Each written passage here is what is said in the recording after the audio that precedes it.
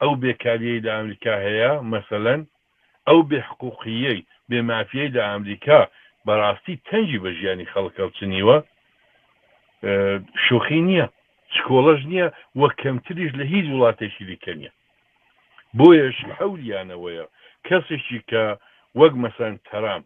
بە ئاشکرا قسەی خۆ بکا و باسی ئەمریکا بکە و هێزی ئەمریکا وا دەکەین و هەرە قسە مەشهورەی کە ترام دێکا دەڵێ ئەمریکا دووبارە دەبی بکەینەوە ئەمریکا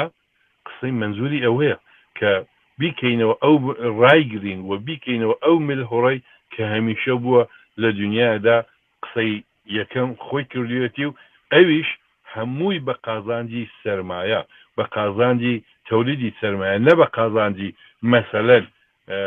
خەڵکی ئەو منتەقەی ئەرانەکانە زۆر باشکرا بۆ نمونە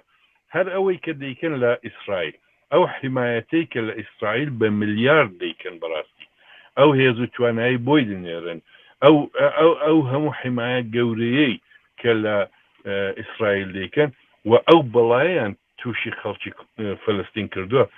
یەک زەڕە دەوڵەتی ئەمریکا و مەقامەکانیشی حتا باسی بەدبەختی خەڵکی فەلەستین ناکرد وەلی شەو ڕۆژ قسەیان ئیسرائیلە و هەر شتێکیش بی ئیسرائیل فەورەن پەنا بووان دەبە